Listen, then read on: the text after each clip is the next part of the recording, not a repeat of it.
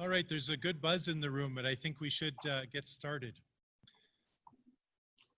So good evening, everyone. We begin this evening by acknowledging that the place where we gather is part of the traditional territories of the Anishinaabe, Haudenosaunee, Lenape, and Attawapiron peoples, all of whom have long-standing relationships to the land of southwestern Ontario and to the City of London. The First Nations community of our local area include Chippewa of the Thames First Nation, Oneida Nation of the Thames, and Munsee Delaware Nations. In our region, there are 11 First Nations communities, as well as a growing Indigenous urban population.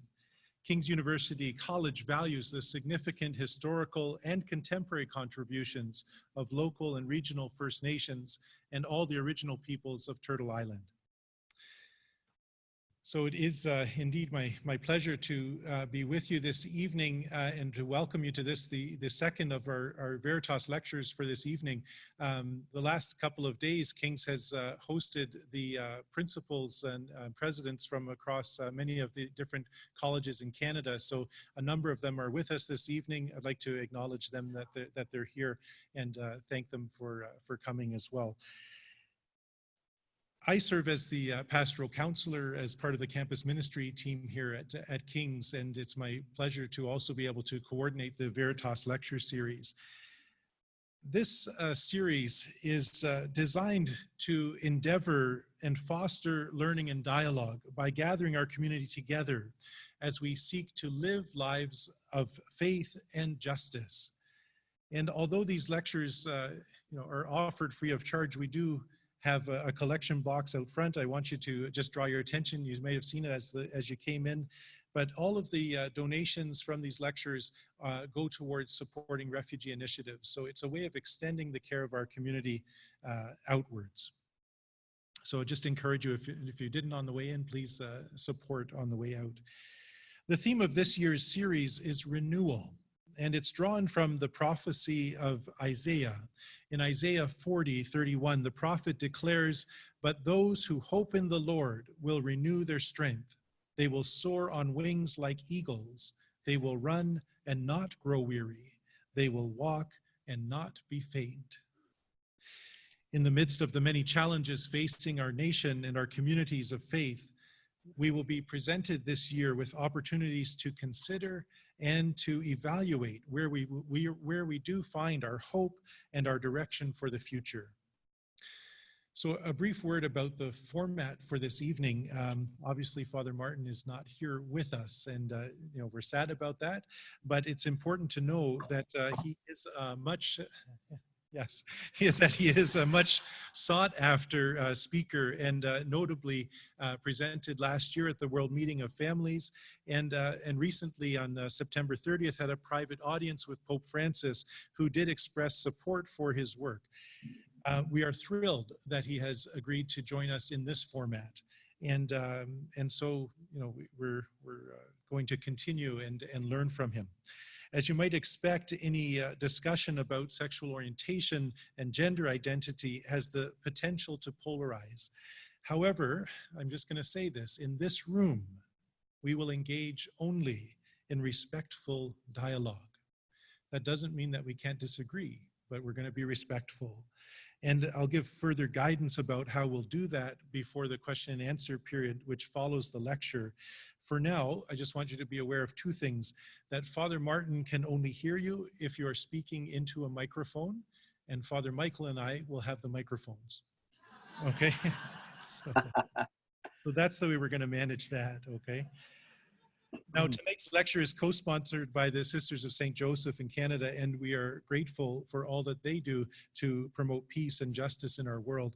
So I would now invite Sister Mary Vandersteen to formally introduce our speaker.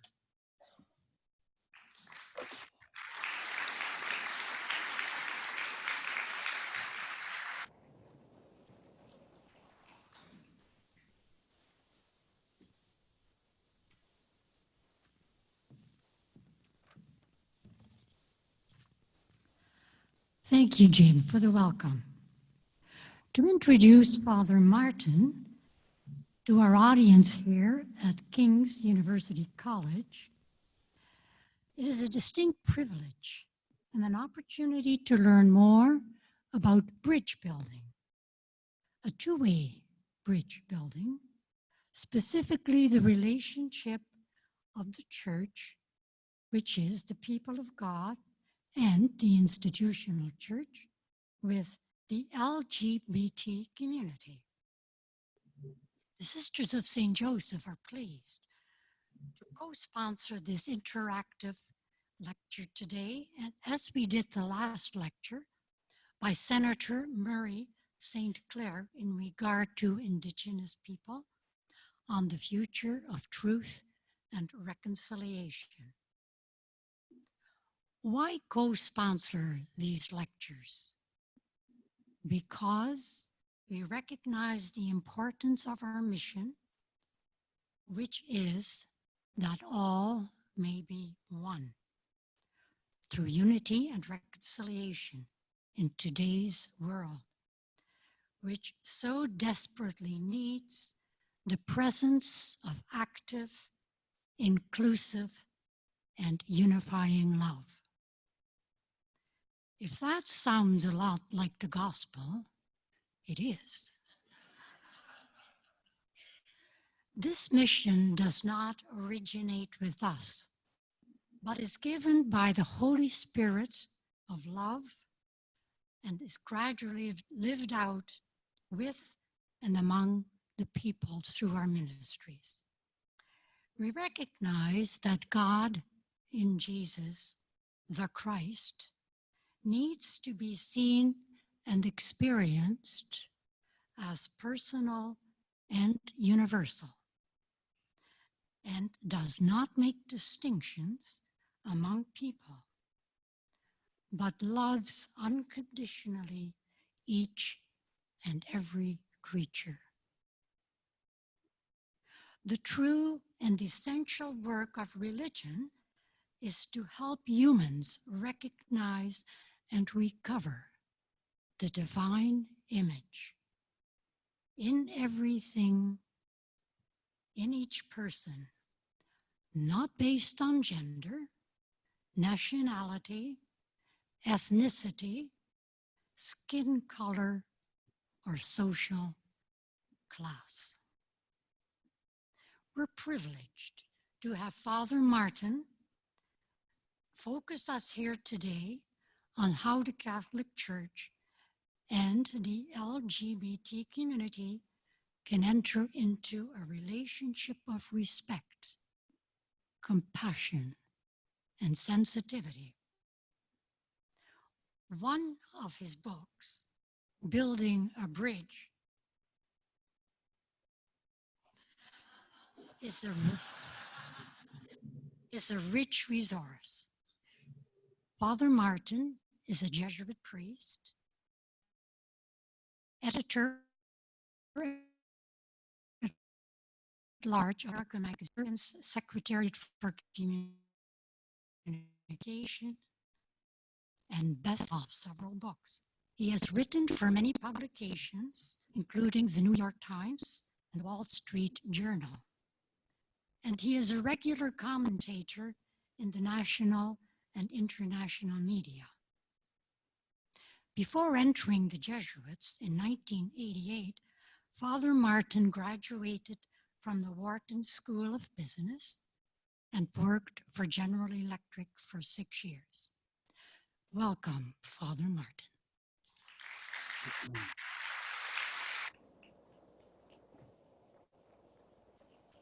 Thank you, sister. Can you all hear me okay?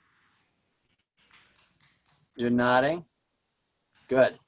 Thank you. First of all, I want to thank King's for inviting me here for this prestigious lecture.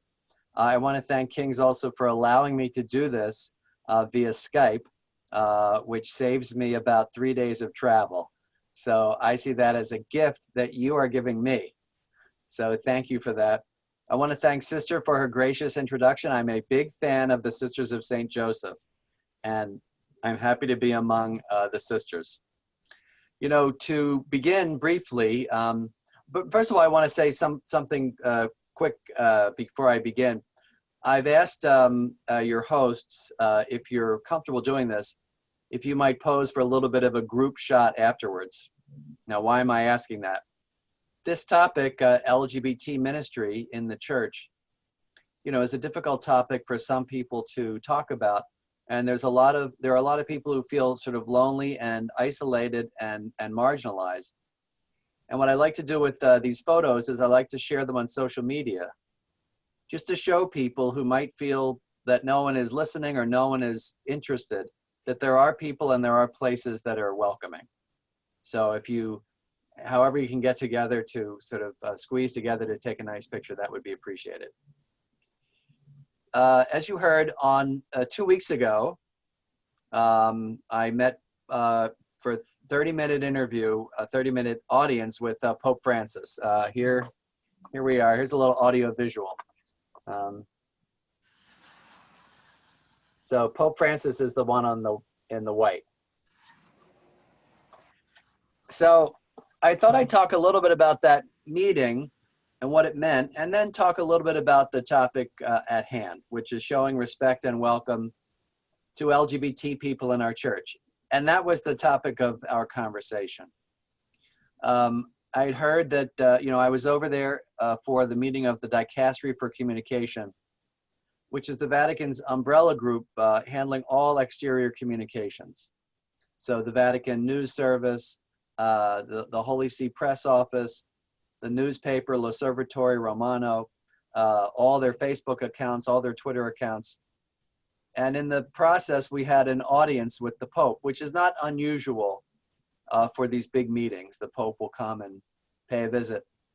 And at the audience, I introduced myself and he said, I would, in Spanish, he said, I would like to have an audience with you. And I said, oh, me too. And so it was arranged, and the next week we met. I think it was one of the high points of my life. I can say, he asked me not to talk too much about the details, but I can say that we talked about LGBT Catholics exclusively. I mean, there were some pleasantries at the beginning. My nephew, who's 14, was taking Francis as a confirmation name, which for those of you who are on Catholic is a kind of devotional name you take during confirmation. And so he had written the Pope a note. And the Pope said, he read the note in Spanish. And he said, do you think that he would like me to write him a note back?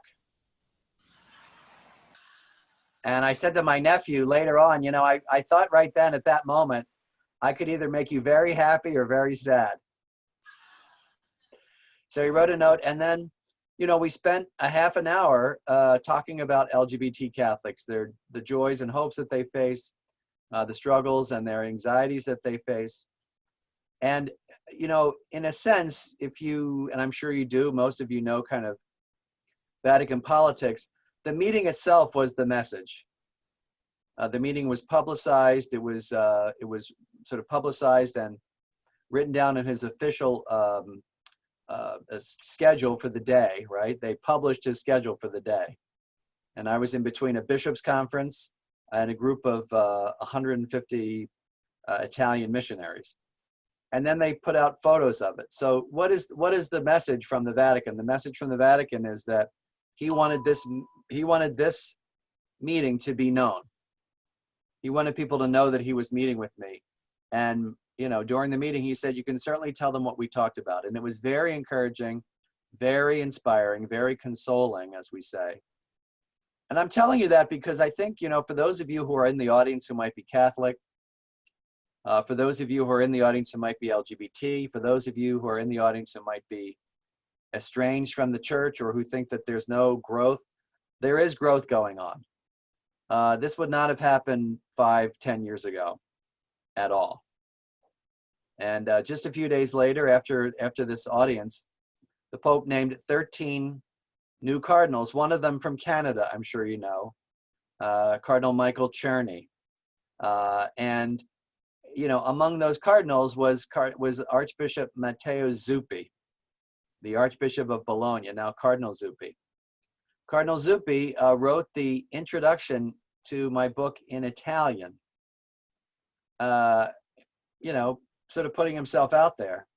And so He was made a cardinal. And someone said to me, I said, well, that's really amazing that, you know, he was made a cardinal after writing this introduction to this book. And my friend said, it's not just amazing, that would have disqualified him 10 years ago. So, I mean, you see change happening. And I think it's important for us, for those of us who are Catholics in the audience, for those of us who are interested in the Catholic Church in the audience, to see that change is really happening. And that this, you know, even that photo of the two of us is a sign of change, right? The Catholic Church often speaks like Jesus did in signs and symbols, right? So that was a sign. So as I said, we talked about what's going on with the LGBT community. And, you know, one of the more recent challenges for Catholic parishes and Catholic institutions is how to welcome LGBT people as well as families with LGBT members. But that challenge is also a place where grace abounds, because LGBT Catholics have really felt excluded from the church for so long.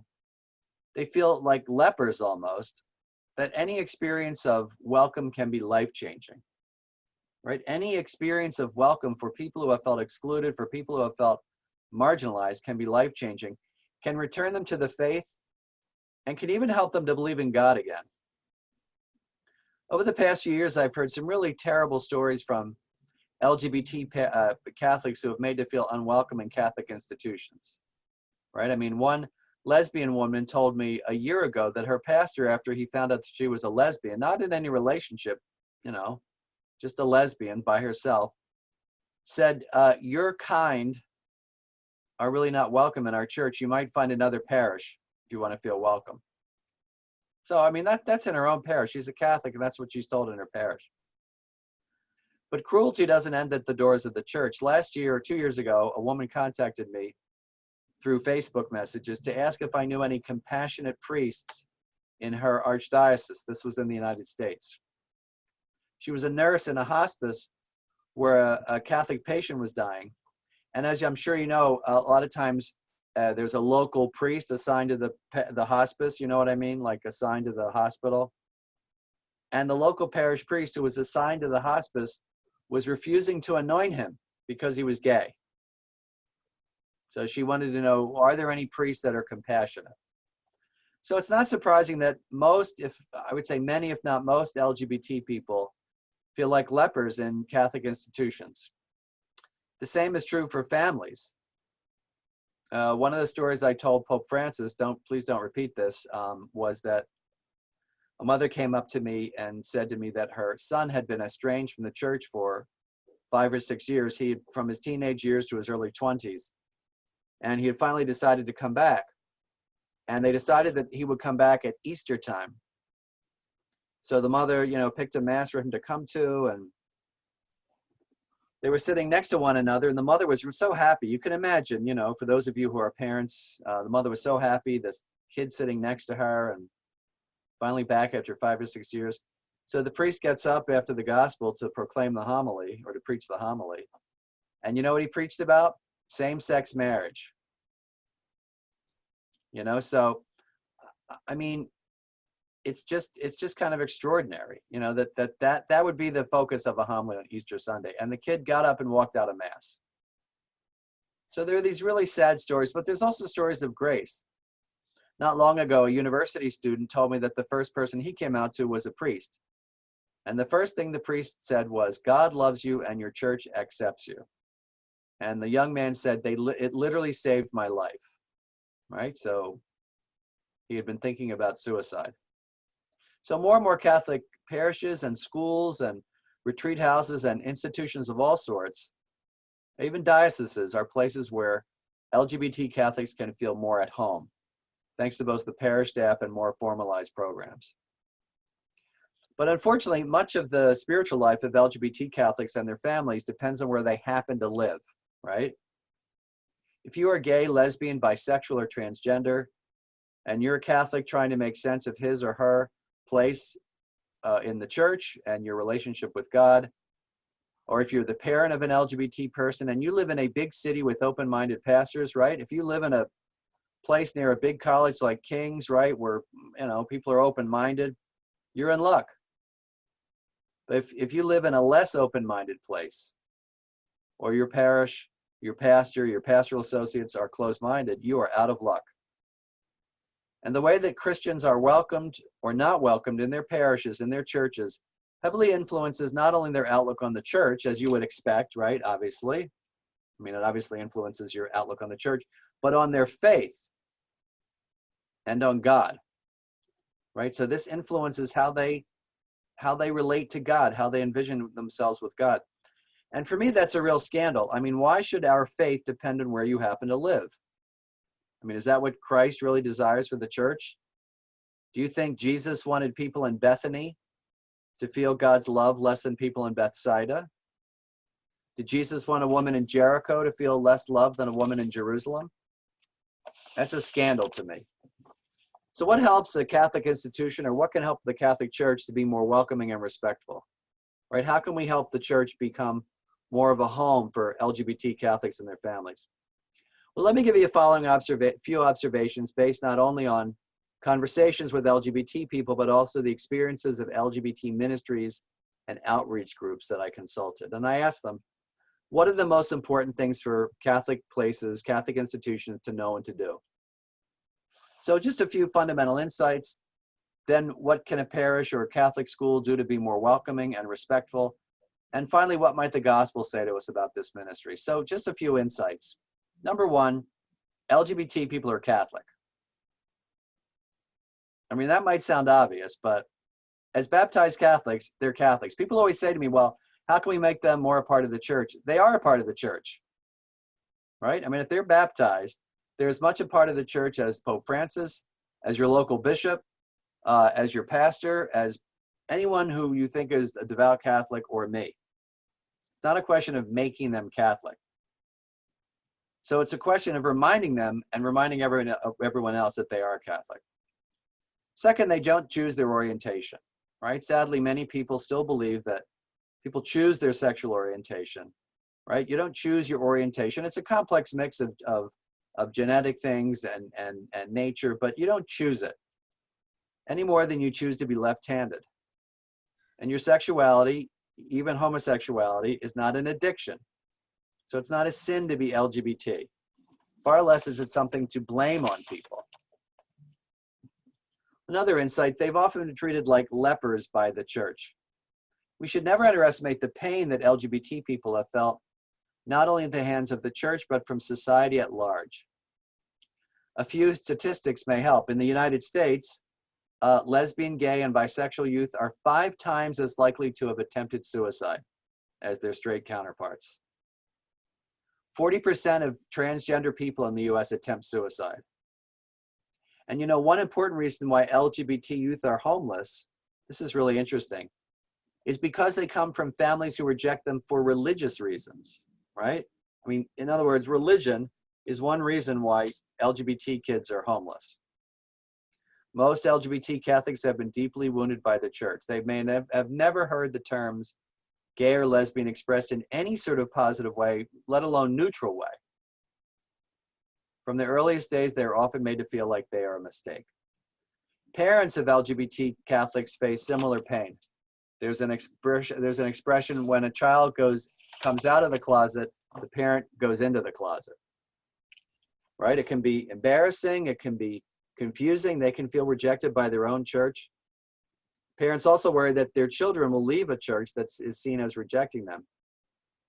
One mother told me, it was very poignant, that she felt she had to choose between her child and God, right? That's how she felt. Next, LGBT people bring gifts to the church, right? Like any group, LGBT people bring special gifts to the church. Now, it's wrong to generalize, right? You can't say all LGBT people are like this, all women are like this. To use an example that was just brought up earlier, all First Nations people are like this, right? But I think it's good for a group that has been marginalized so long to see what kind of gifts they bring, right, as a group. So have you ever thought about that? What kind of gifts does the LGBT person bring to the church? Well, for one thing, many have been marginalized, and so many LGBT people often feel a natural compassion for others on the margins. If you were bullied as a kid, just take a simple example. and you're a teacher, I'm sure there are a lot of faculty members there, you know, or people who work in parishes, or just mentors in your family. And some kid comes up to you, or some child or some relative, and, you know, and says that they've been bullied, you're going to feel a natural compassion for them. It's the same with LGBT people. They feel compassion with people on the margins. Their compassion is a gift. They are also forgiving of pastors and pastoral associates and teachers and principals who treat them like dirt. So their forgiveness is a gift. And they also persevere in the face of years of rejection. Remember that story I told you about the lesbian whose pastor said, "Your kind aren't welcome"? Well, the reason she was telling me this was because she wanted to tell me she found a good parish. Now, a lot of people would just leave the church if they heard something like that, but this woman persevered. So they are compassionate, they forgive, and they persevere. These are gifts that the community brings to the church. Fifth, oh, you know, my light's going out. I got to wave my hand. Sorry. It's a timer. Fifth, they long to know God. You know, like many people, like many Catholics, many LGBT people struggle with various aspects of the church's teaching, right? At the same time, many LGBT people aren't as focused on those parts as most of us want to think. You know, they're not really sort of butting their heads against church teaching. They want to meet Christ in the Eucharist. They want to experience the Holy Spirit in the sacraments. They want to hear good homilies, sing good music. They want to hear, you know, part of a faith community. They want to feel part of a faith community. So treat them like parishioners, not as protesters, right? As students, not as, you know, activists or people stirring up the pot. So help them experience their deepest desire, which is to know God, to encounter God. Sixth, they're loved by God. I mean, that should be obvious. God loves them, and so should we. And I don't mean the kind of love you see for LGBT people online, you know, from the far right, which is this kind of grudging, judgmental, conditional, half-hearted love, you know, that starts with them as sinners. I mean real love. Celebrating them when life is sweet and suffering with them when life is bitter, right? But we're really loving them the way that Jesus loved people on the margins. Fully, extravagantly, you know, abundantly. So with those few insights in mind, how can a Catholic institution and how can the church become more respectful and welcoming? How can we treat LGBT people with the virtues that the Catechism recommends, which are respect, compassion, and sensitivity? Let me briefly suggest 10 things. First of all, examine your own attitudes towards LGBT people. You know, what do you think? Do you think a person is sinful just because they're LGBT? Do you hold the parents responsible for a gay teen's orientation? Do you think, as a lot of people do, that being transgender is something that happens only because it's fashionable? Here's something that a pastor told me. He asks other pastors, if none or only a few LGBT people have made themselves known to you, why might that be the case? Right? Also, you know, with LGBT people, we tend to hold them to a different standard than we do with straight people, right? We tend to focus almost exclusively on sexual morality. Truly. That's all they hear. We do not do the same with straight people. We are not constantly haranguing married couples about birth control. So be consistent about whose lives get scrutinized. People in Catholic institutions are often more sympathetic to the complex situations of straight people because they know them. And they say, well, I know this couple, they're doing their best. So one thing about coming to know LGBT people is that you're more sympathetic to their real life situations. Right, so be careful about your attitudes. Second, listen to them. Now there's a surprise for the church, right? I mean, listen to them, actually listen to their experiences. If you don't know what to say, you might ask, what was it like growing up as a gay boy in your church? What is it like being a lesbian Catholic? And here's an important question. What is it like being transgender? We know so little about that experience. We have to ask, we have to listen. Invite the parents of an LGBT child in for a conversation. What is that like for you? Overall, when participating in any sort of ministry in the church with LGBT people, begin with their experiences.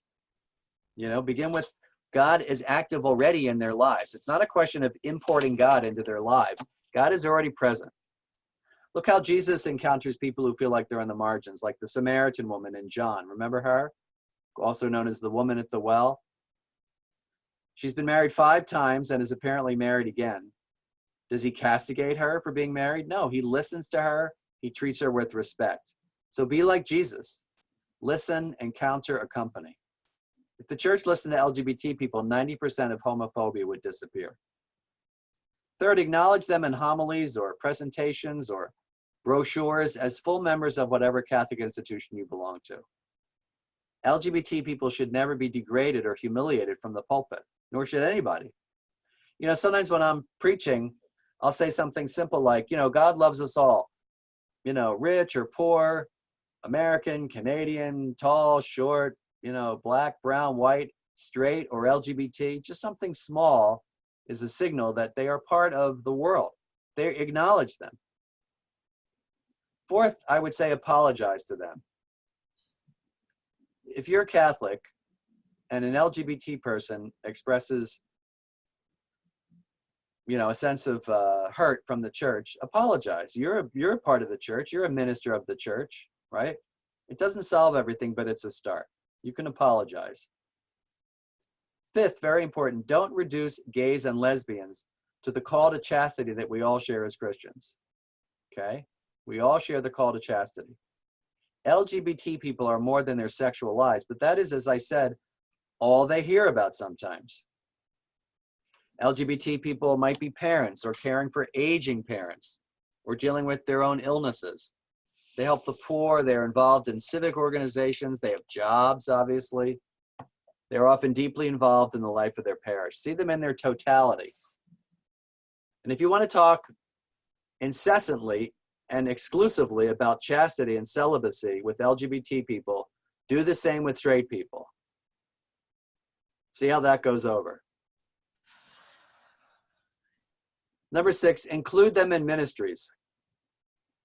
You know, as I mentioned, there's a tendency to focus specifically on the sexual morality of LGBT people in the church, which is wrong because, first, you have no idea what's going on in their sexual lives. And second, even if they are falling short, they're not the only ones. So they should be involved in ministries like everybody else is. Like everyone else in the parish or in the school or in the retreat house or in the hospital that's a Catholic institution who does not live up to the Gospels, which is everyone, LGBT people should be part of every parish ministry. You know, and by the way, by not welcoming them into the church, we're losing out on their gifts. 7, acknowledge their individual gifts. Not only should we acknowledge them as a group, but we should acknowledge them individually. Is there someone in your parish or your retreat center or your Catholic school who's gay or lesbian or bisexual or transgender and who's doing a great job? Acknowledge them. Praise them. Remember how important it is to acknowledge people who have felt marginalized and felt they've had to hide their whole lives. Don't hide their light under your bushel basket. 8, invite everyone in your institution, your school, your parish to welcome them. You may have a welcoming pastor or president of your college or principal at your school, but what about everybody else? Does the person answering the phone at a parish know what to say to a lesbian couple who wants to have their child baptized? At funerals, are the gay adult children of the deceased treated with the same respect as other children? What about a teacher in a parish school who has 2 fathers coming to a parent-teacher conference? Are the children of lesbian and gay couples welcome in all the programs in the Catholic Church? The voice of your Catholic institution, your parish, your school, your retreat house, your hospital, is not just the voice of the pastor or the president or the principal, but everyone's voice. Everyone's voice. 9, sponsor special events or develop an outreach program. Now, this is going to depend on where you are, but like everyone else, LGBT Catholics want to feel like they're part of the church. And the onus is on the church to welcome them into the community, because the church has not been a place of welcome for them. So specific events and outreach programs, book clubs or specific outreach programs for LGBT people in the parish, face sharing groups, speaking engagements. They're a way of bridging the gap between your good intentions and their suspicions. And there's lots of models for ways to do that. A lot of it is discerning what works best in your school or your parish. As for parents, one mother said, when I asked what I should say to you today, the most important thing is to give parents a safe, welcoming space to share their stories with other Catholic parents. So many feel alone and don't think anyone else is going through this. It's a relief to know that there are others on the journey, and they don't need to hear their children being compared to alcoholics. Hearing positive statements from the pulpit would also be nice, instead of acting as if their kids don't exist. Finally, advocate for them. Be prophetic. Look, there's a lot of times when the church can provide a moral voice for this community. You know, just the other day in Uganda, they had voted on, I think, rules that provided for the execution of people who had gay sex. I mean, this is a very clear topic. Despite what you think about same-sex marriage or the church teaching on homosexuality, these are life issues. These are issues of life and death, right? In many countries, people are not only are executed, but also thrown into jail. Lesbians are raped to cure them of their sexual orientation. In other places, it may be responding to incidents of teen suicides or bullying. In a lot of places, LGBT issues are life issues. This is part of what it means to be a Christian, standing up for the marginalized, the persecuted, the beaten down. And it's really shocking how little the Catholic Church has done this. So be prophetic, be courageous, be like Jesus. Because if we're not trying to be like Jesus, what's the point? If we're not trying to reach out to people on the margins, what's the point? Because for Jesus, really the movement was always from the outside in, right? He's always bringing people from the outside in, and he's bringing the disciples out. So he's creating a sense of community.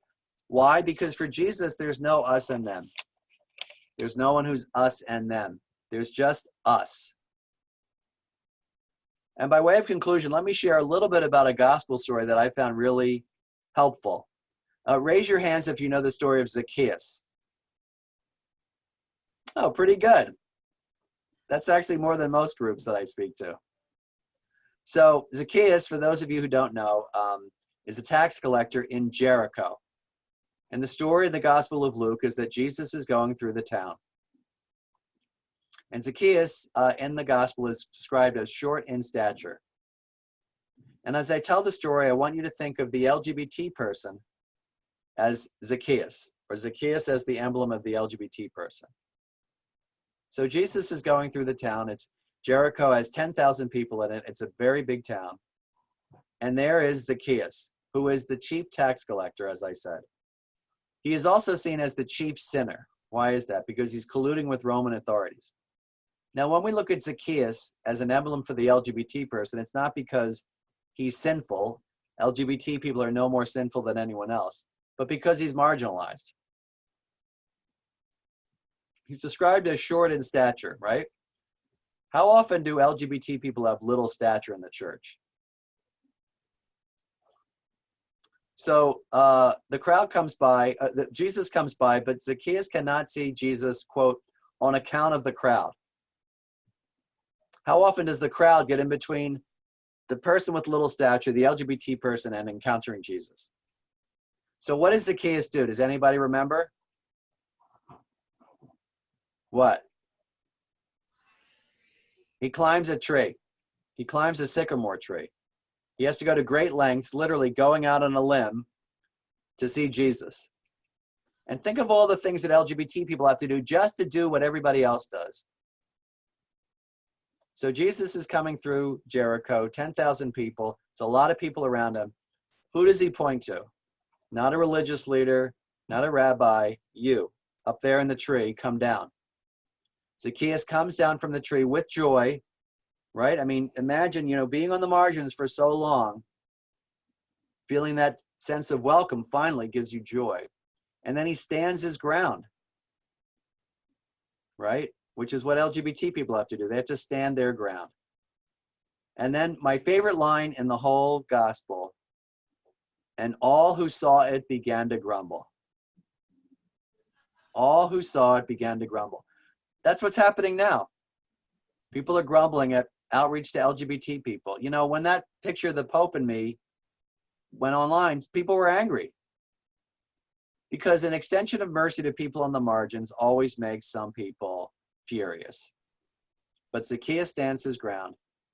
And he says, if I've defrauded anyone, I'm going to repay them 5 times over, and I'm going to give half my money to the poor. So he's had a kind of conversion, right? Because an encounter with Jesus provokes conversion. For Zacchaeus, it was this about money and being fair to people. For other people, it might be something else. It might be being less selfish or less, gossipy or something like that. Because an encounter with Jesus, it provokes this conversion, this change of mind and heart. And then Jesus says, today salvation has come to this house. So for me, it's a great story. I mean, it shows that Jesus's way of dealing with people who feel like they're on the margins is welcoming them first.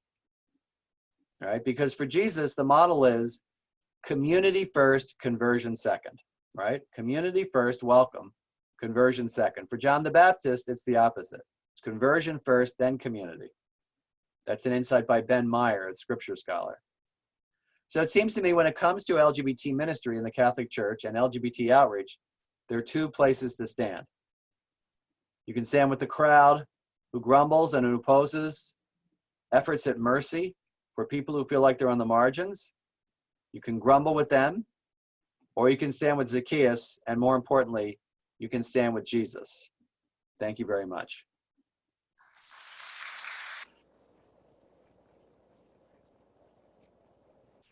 Thanks.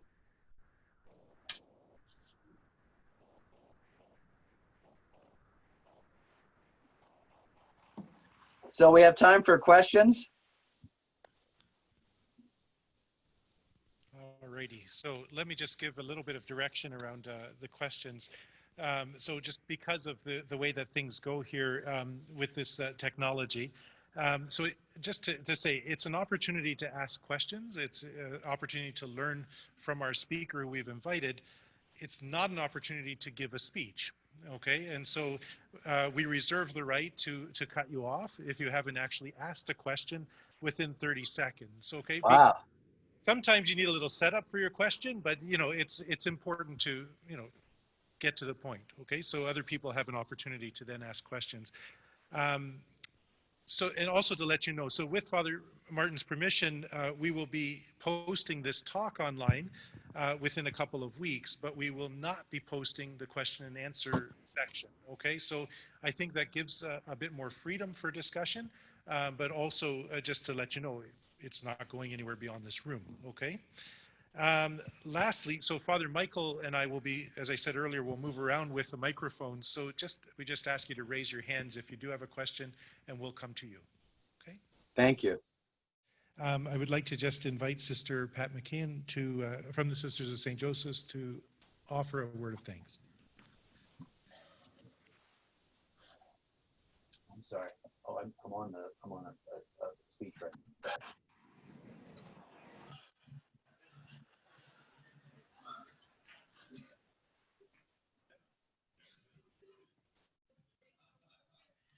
Well, Father Martin, I think you can tell from the response of the audience how much your presence here tonight via Zoom has meant to all of us.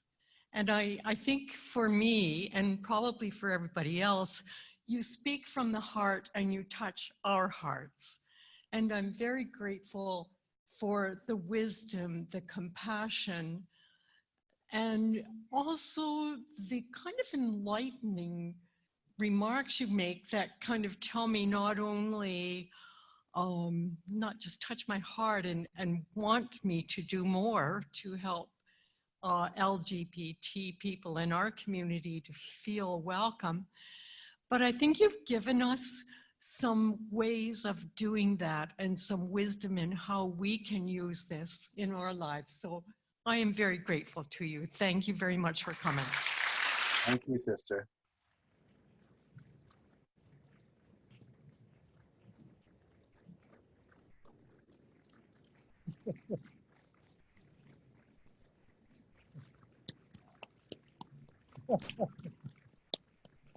Thank you. That's very nice. Thank you. So as I mentioned, a video capturing tonight's lecture will be available on our website. I'd ask you also please take a brochure on your way out and plan to join us for any or all of our future lectures. On November 21st, we host theologian Dr. Brian Flanagan from Marymount University for our annual Christ the King lecture, and he'll present on the topic how we are believing in a holy and sinful church. So remember the donation box, and please, if you're willing, stick around for a picture for Father Martin. Thank you. Thank you all.